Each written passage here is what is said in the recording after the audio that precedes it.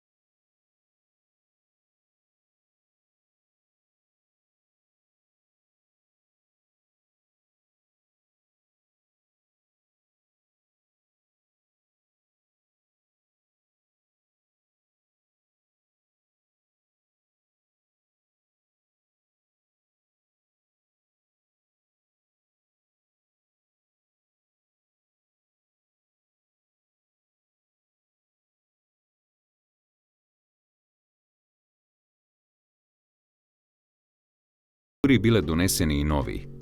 Justinijanovo zakonodavstvo se odlikuvalo su isključitelna netrpelivost kon Jevrejita.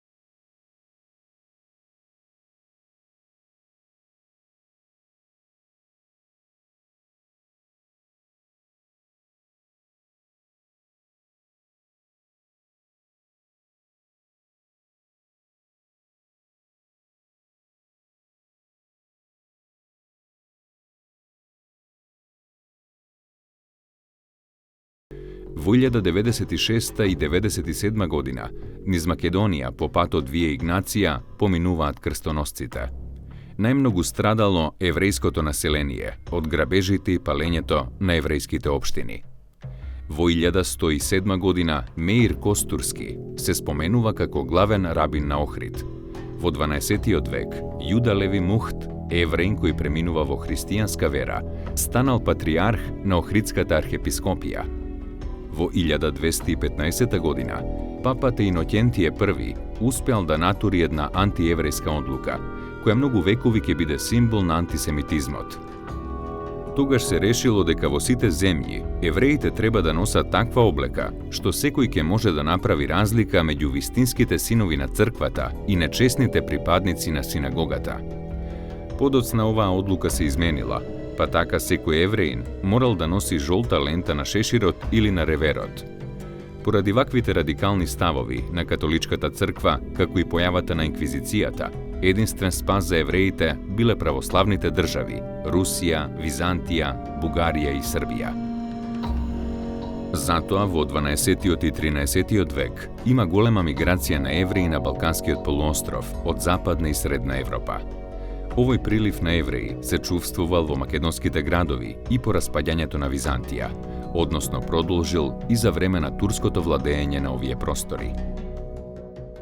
Кога во 1492 година шпанскиот крал Фердинанд и кралицата Изабела објавиле декрет со кој побарале сите нехристијани да станат христијани, повеќе од 300.000 евреи ја напуштиле Шпанија, односно Иберискиот полуостров.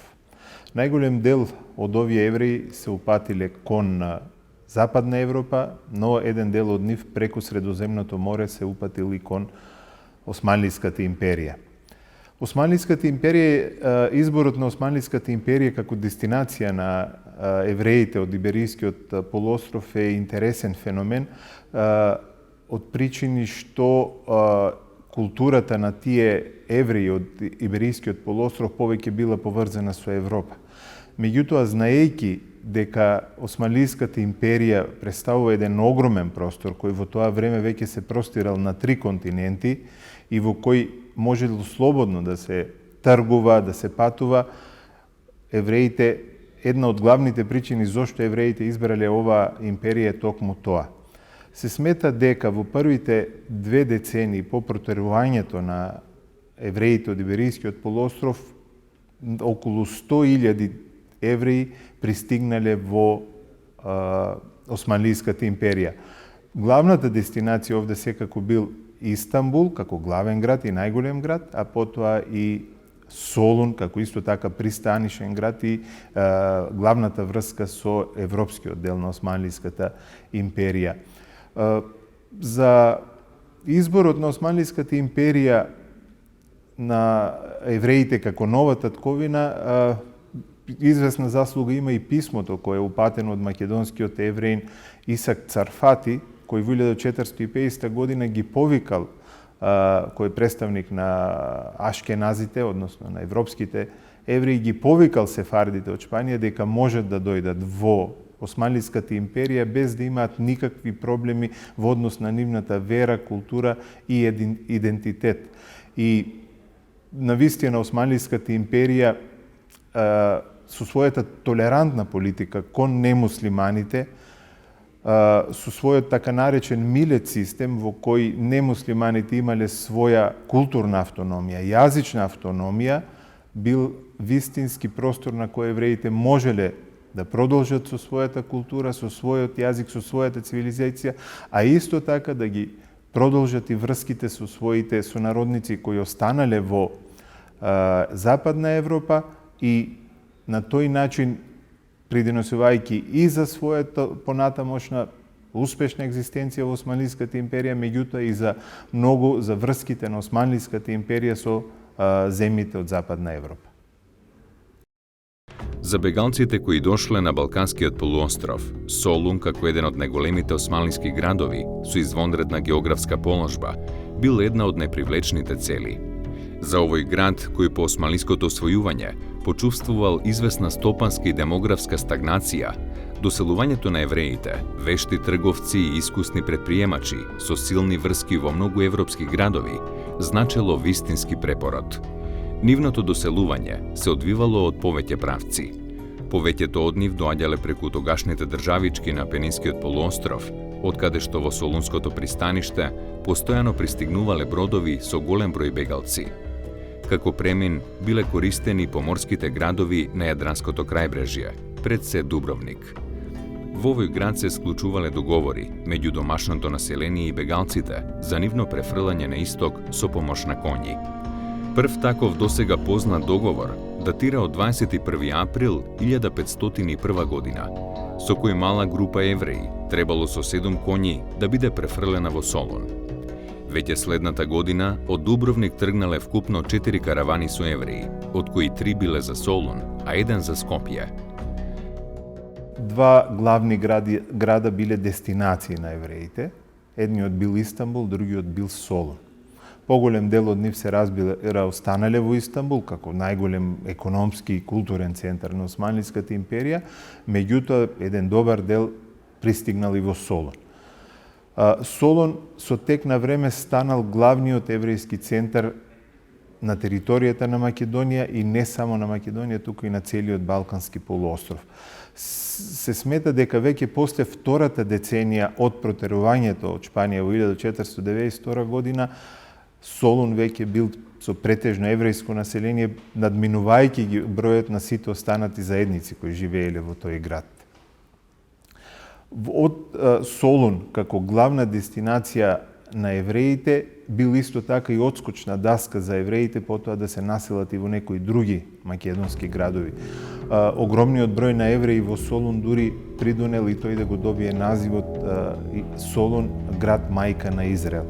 Во 16-тиот век во Солун имало дури 21 еврејска општина, носејќи ги имињата на местата од каде што биле доселени евреите, како што се Каталонија, Мајорка, Арагон, Андалузија и така натаму. Одовде евреите почнале да мигрираат на север, барајќи други градови во кои би можеле да го продолжат својот живот. И прв град во кој тие од Солун се населиле, прв македонски град бил градот Серес. Веќе во почетокот на 16-тиот век во пописите што ги вршила Османлиската империја регистрирани се првите еврејски семејства. Подоцна од Серес, од Солун се населуваат евреи во Битола, во Скопје и во Штип. И тие се 4 главни македонски градови во кои еврејските заедници ќе останат до крајот на османлиската доминација без да се прекине нивното постоење во тие градови. Се разбира, евреи повремено живеели во некои други македонски градови, како што се, например, Струмица, потоа се среќаваат во Кратово, додека биле активни кратовските рудници, во Охрид, во Костур, во Бер. Меѓутоа, континуитетот на еврејските заедници во тие градови не бил целосен, односно тие престојувале во тие градови со прекини. Во рамките на тие градови евреите формирале своји заедници и секако тие се урбано население, остануваат да живеат само во градовите и евреи, барем за сега не се откриени податоци дека постоеле еврејски, односно семејства кои живееле во околината на тие градови во кои тие создале своји заедници.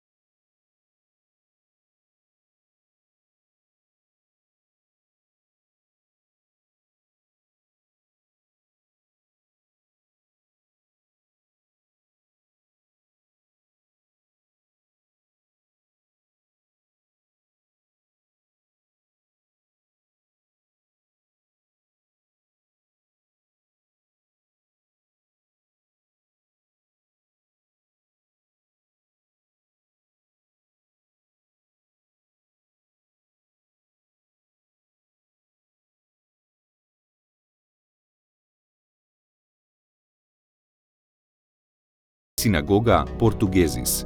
што јасно укажува на потеклото на битолските евреи, кои најверојатно, како и другите, дошле преку Солун. Еврејското мало е едно од постарите мала во Скопје и тоа не е случајно. Евреите се многу одамна присутни на просторот на Македонија и воопшто во градот Скопје во средниот век и предсредниот век, за што потврдуваат и многобројни археолошки артефакти.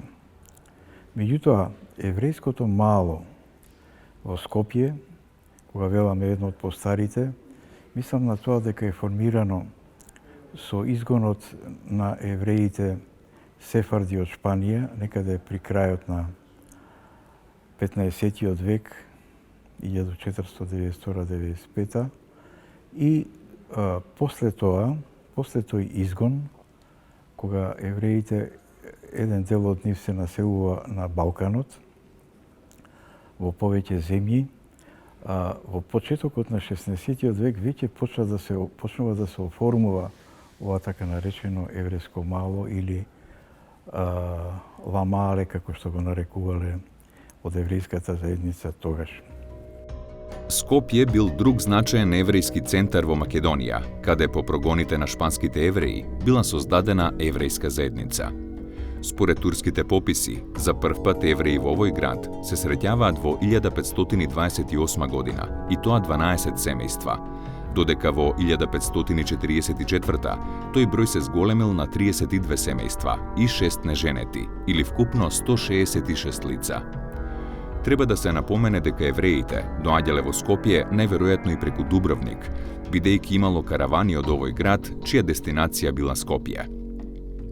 Еве како еврејски извори од 17-тиот век го опишуваат скопското гето во кое живееле евреите. Од многу години евреите во тој град бевме собрани на едно место, направено како крепост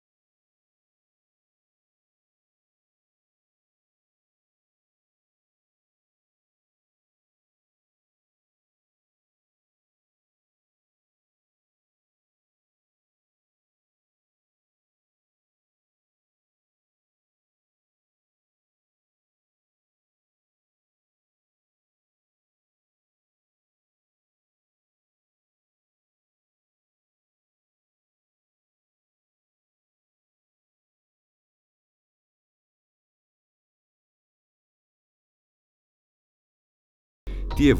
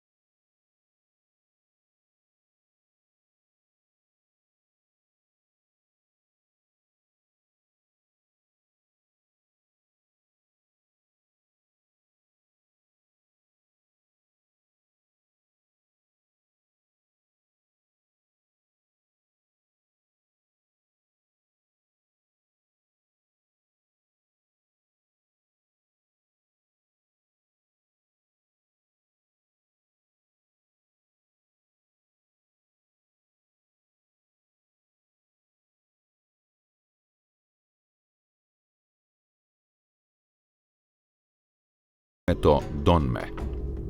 Во периодот на Танзиматот, положбата на евреите во Османлиската империја се подобрила. Со донесувањето на Ѓулханскиот хатишериф на 3.11.1839 година, на евреите им биле признати сите граѓански права, како и на муслиманите. По младотурската револуција во 1908 година, евреите добили и свој представник во парламентот. Македонските евреи се занимавале со различни видови на стопанска дејност – трговија, финансии, занаетчиство и индустриско производство. Тие имале заслуга што го развиле внатрешниот трговски промет, што ја вклучиле Османлиската империја во светската трговска сфера и што создавањето на обединет балкански пазар временски наполно се совпаѓа со концентрацијата на евреите во империјата. Еврејското мало, дури и пред Скопскиот земјотрес, пред да биде разурнато, беше познато и по тоа што тука имаше и повеќе занаечи, занаечиски дуќани, познати продавници. Например, од занаечиските дуќани тука имаше многу познати кројачи кои работеа, многу познати во Скопје. Потоа имаше разни продавници за ситна стока и така натаму. Познати се кондураджиите кои работеа како занаечи во ова мало, но треба да се каже дека тука живеат и повеќе интелектуалци од интелектуалната сфера, лекари како доктор Гарабет и други од лекарската фела и други интелектуалци кои се професори и така натаму. Еврејските трговци направиле многу да се зголеми извозот на стока од Османлиската империја, која била дефицитарна во Европа и обратно. Со нивниот трговски систем, тие вовеле Османлиската империја во широката сфера на европскиот капитал, го поврзале османлискиот пазар со европскиот и овозможиле интензивна размена на стока. Со тоа и Македонија станала дел од големата мрежа на еврејската трговија со целиот свет, бидејќи тие биле поврзани со своите сонародници во повеќе европски градови. Истовремено, еврејските трговци го претвориле Солун во трговски и финансиски центар на целиот источен Медитеран. Еден дел од еврејското население биле богати трговци и индустријалци, но сепак најголем дел од нив биле ситни трговци, занаечии и обични работници. Во втората половина на 19 век, во Македонија почнале да се јавуваат индустријски предпријатија, чии сопственици главно биле евреи, и затоа во своите предпријатија вработувале најчесто евреи. На тој начин, еврејските работници меѓу првите се вклучиле во индустријското производство и први во Македонија почнале да се организираат во работнички групи и организации. Во 1908 година во Солун бил формиран Еврејскиот работнички клуб, кој следната година се преименувал во Социјалистички клуб. Еден од најважните раководители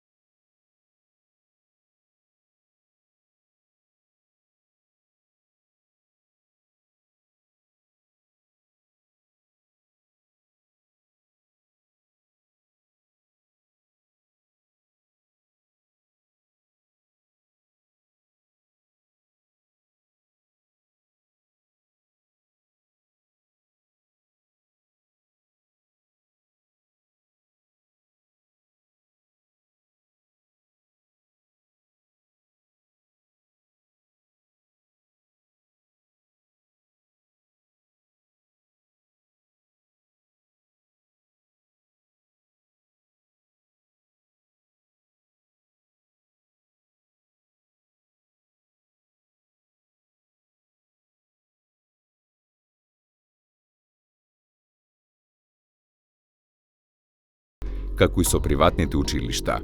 Евреи членували во градските општински совети во сите македонски градови каде што живееле. Македонските евреи за време на османлискиот период создавали и негувале свој автентичен фолклор.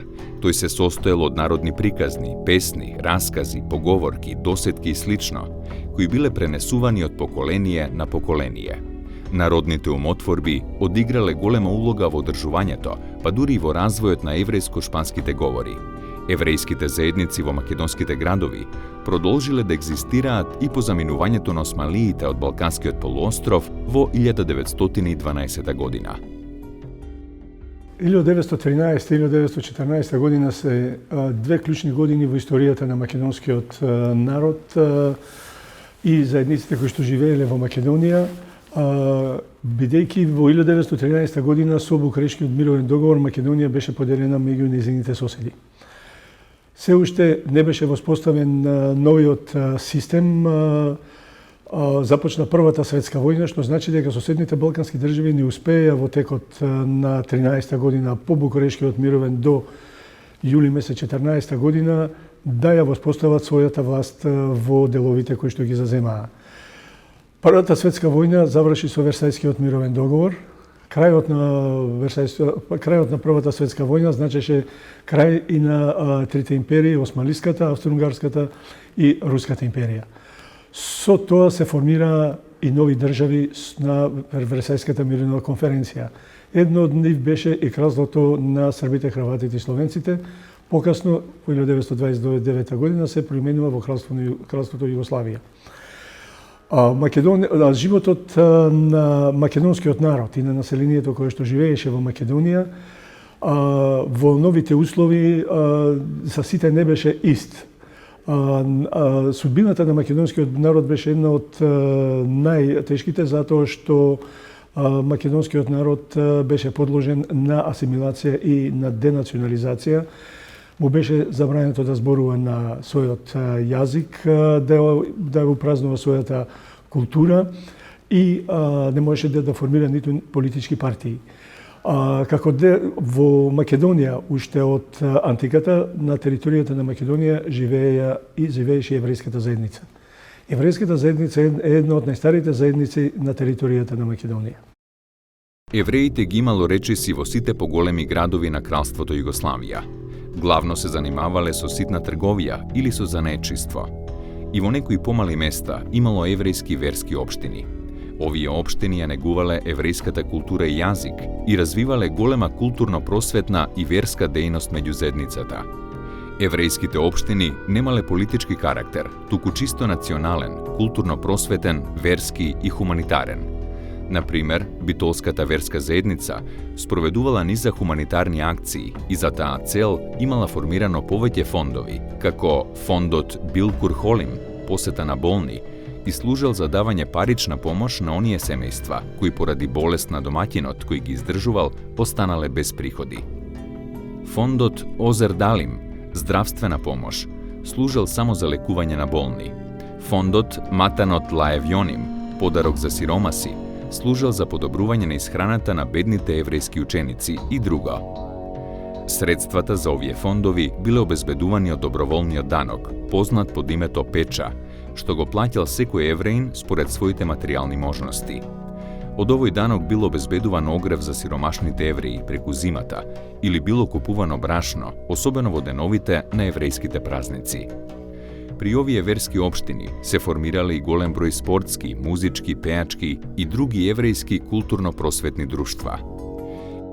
Да спомнам еден интересен податок кој го забележуваат хроничарите на тоа време, а кој е посебно занимлив, е тоа дека во 1939 година во големата зграда на Народниот театар покрај Вардар се дава представата Еврејка, во која играат младите артисти и аматери, младинци од еврејската заедница, кои ги придружува само еден професионален артист, тоа е Конфино.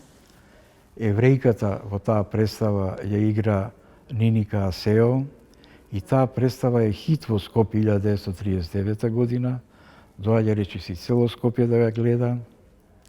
Тогашниот управник на театарот го ставува на располагање целиот театар на еврејската заедница за да може да се игра таа представа.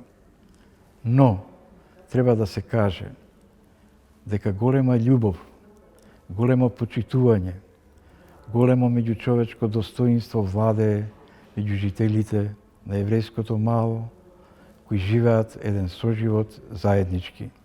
Познати се многу средби во малото, многу забави, познати се многу љубови, познати се многу симпатии кон прекрасните убавици од еврејската заедница кон младите еврејки. Позната една љубов средношколска, која била помеѓу еден млад средношколец македонец и убавата еврејка Сара, но тоа не била единствената љубов. Постојала многу симпатии, многу другарувања, многу почитувања, многу прошетки на Скопското корзо, многу заеднички одења во скопските кина и во скопските угостителски објекти. Меѓу евреите во Македонија, непосредно пред Втората светска војна, имало многу лекари, ветеринари, судии, адвокати, архитекти, инженери, геометри, па дури агрономи. Како изразито градски елемент, учествувале во сите културни и уметнички манифестации во градот. Биле чести посетители на концерти и театарски представи, мецени на разни сликари, во прв ред на сликари евреи. Но меѓу евреите, освен богати, имало и мошне сиромашни, главно работници, занаетчии, ситни трговци, службеници, од кои голем број живееле во бедни дотраени куќи во Скопје, Битола и Штип. Историјата на евреите од Македонија говори за долговековното присуство на евреите на просторот на Балканот, а низ епохите и вековите таа е најразлично представена и документирана. Во периодот меѓу двете светски војни на просторот на Вардарска Македонија опстојувале 3 еврејски вероисповедни општини. Најголемата се наоѓала во градот Битола, а по неа следеле градот Штип и градот Скопје. Еврејската општина, односно еврејските општини немале политички карактер, туку хуманитарен, верски, културно-просветен и пред се национален карактер и во склопот на своето работење како главна цел го имале негувањето на еврејската култура, јазик и религија. До 1941 година на територијата на Македонија вкупно имало околу 8000 евреи, и тоа Скопје 1181 семејство или 3795 лица, Битола 810 или 3351 лице, Штип 140 семејства. Еврејски вероисповедни општини во Вардарска Македонија имало само 3, и тоа во Скопје, Битола и Штип. Битолската вероисповедна општина под своја закрила ги имала сите евреи кои што живееле на територијата на административната територија на градот Битола. И преку неа сите евреи кои што живееле таму биле заштитувани и секако дека преку неа ги остварувале своите права во општеството. Еврејските заедници имале свој правилник за работа во кој што јасно и прецизно била дефинирана нивната цел, нивната дејност и секако раководните тела. Според истражувањата досега и документите кои што ни стојат на располагање, јасно може да се види дека конкретно Битолската вероисповедна општина имала свое собрание, имала свој општински одбор, имала свој општински совет и секако свое председателство. Меѓутоа, јасно и прецизно е дефинирана и главната улога на рабинот, кој што според документите представувал врховен поглавар, учител и советник за верски прашања. Истакнати рабини во периодот меѓу Втората светска војна, јас би го споменала рабинот Шабетай Джейн, кој што работел во Битола од 1924 година до 1928 година, кога градот Битола, односно еврејската заедница во Битола, останува официјално без свој рабин. Меѓутоа, веќе 1931 година рабинот Аврам Романо се сели од Сараево во Битола и ја продолжува неговата работа и неговата примарна цел, а тоа било да се зајакне младото ционистичко движење кое што тој го започнува со самото свое делување од 1924 година. Конкретно по завршувањето на Првата светска војна, еврејското население во Македонија почувствувало недостаток во културно воздигнување и поради тоа тие формирале голем број на културни организации каде што еврејското население можело да се отргне од целиот тој тежок живот и да се посвети на музиката и творењето. Постоеле голем број на хорови, голем број на оркестри, двата хора во Скопје, Елхор Гранде и Елхор Чико, исклучително добро работеле и доста често се случувало и да посетуваат и други музички центри и да ја представат својата работа. Тие во своите редови, освен тоа што пееле еврејска музика, секако дека ја негувале и македонската песна и уживале во сето она што го работеле. Освен музиката, евреите посветено работеле и кон она што се вика спорт. Голем дел на еврејското население, односно на младите, пред се младите луѓе, членувале во голем број на фудбалски клубови. Тука е фудбалскиот клуб Синај од Битола и секако фудбалскиот